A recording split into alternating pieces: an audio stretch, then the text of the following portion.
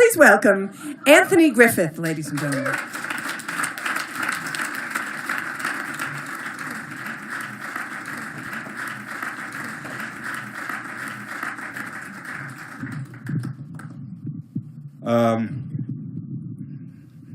Charles Dickens' classic Tale of Two Cities starts off with the phrase, "It was the best of times, and it was the worst of times." In 1990, I moved from Chicago with my family to LA to seek my fame and fortune, and in a couple of weeks of being there, I got two important phone calls. One was from the talent coordinator for The Tonight Show, offering me to have a spot as a comedian on The Tonight Show. And the second call was that my daughter's doctor had called up to say that her cancer had resurfaced. A year prior, she was diagnosed with cancer, and we fought it, and it went into remission, and now it's back.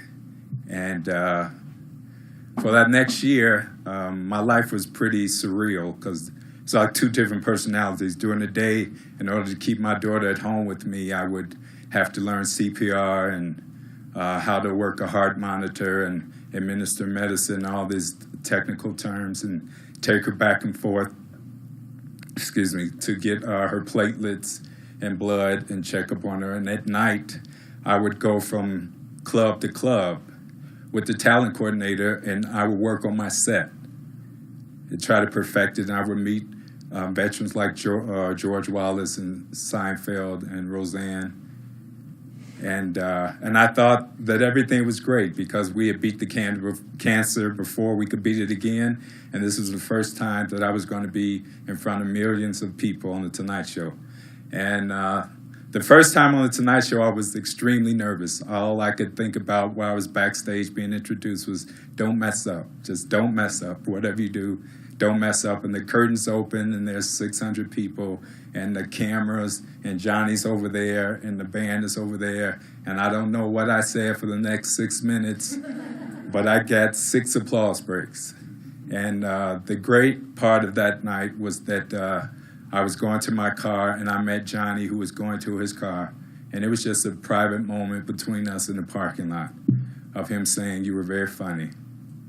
You're extremely funny. Start working on your second Tonight Show, because I want you back." By the time I got the official call for my second Tonight Show, my daughter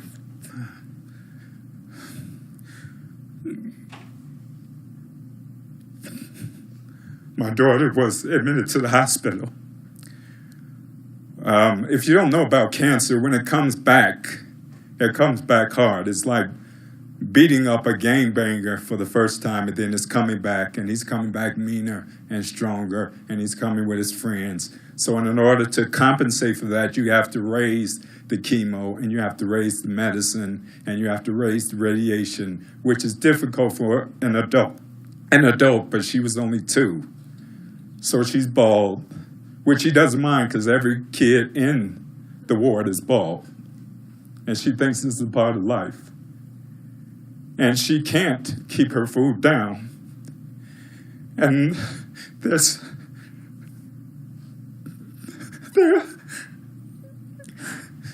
you're not prepared for this. There's no books. There's no home ed class to teach you how to deal with this.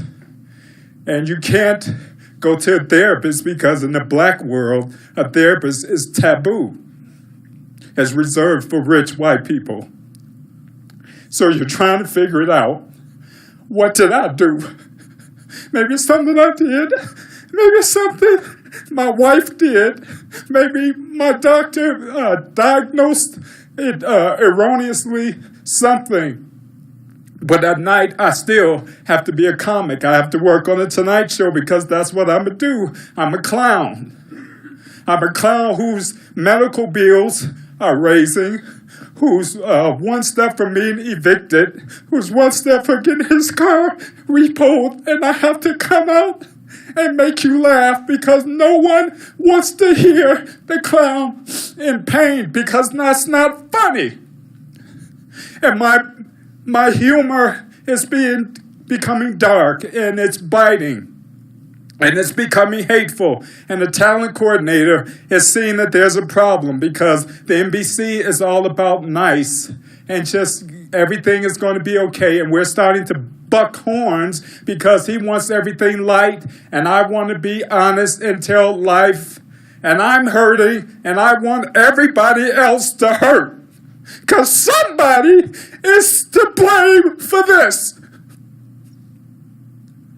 So I buck up and I suppress my anger and I form and develop a nice, cute routine for the second Tonight Show. And I get applause breaks and I get asked to come back for a third time. And I'm perfecting my third set. And the doctor asked me to come in. And I know something's wrong because even the doctor is crying. And doctors don't cry. And he said that we've done all we can. There's nothing else for us to do. And I said, how much time does she have? And he said, at the most, 6 minutes. 6 weeks, I'm sorry. And I should plan for that. And I'm thinking, how do I plan for that? I haven't planned to buy her first bicycle.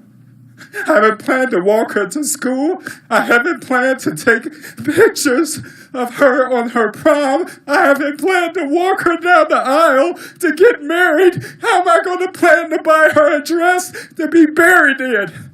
And I'm trying to keep it together because I'm the man and I'm the man of the house and I don't want to cry, but it's coming. And I'm trying to tell myself, Tony, I'm trying to beg the world, just give me a chance. Just give me a chance. Just let me take a breath. Just stop just for a minute. I want to call my parents and tell them, what do I do?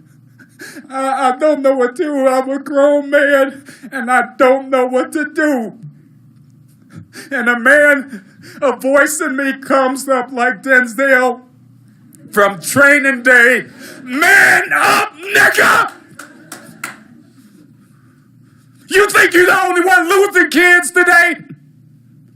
25 kids walked in here with cancer, only 5 walking out. This ain't no sitcom. It don't wrap up all nice and tidy in 30 minutes. This is life. Welcome to the real world. And he was right. So I bucked up because that's what I'm supposed to do. And on my third Tonight Show, by that time my daughter had died. And I had 6 applause breaks that night. No one knew I was mourning. No one knew that I could care less about the Tonight Show or Johnny Carson. In 1990, I had 3 appearances with the legendary Johnny Carson and a total of 14 applause breaks. And I would have given it all if I could just have one more day sharing a bag of French fries with my daughter.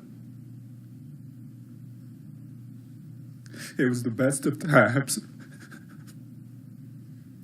It was the worst of times. Thank you.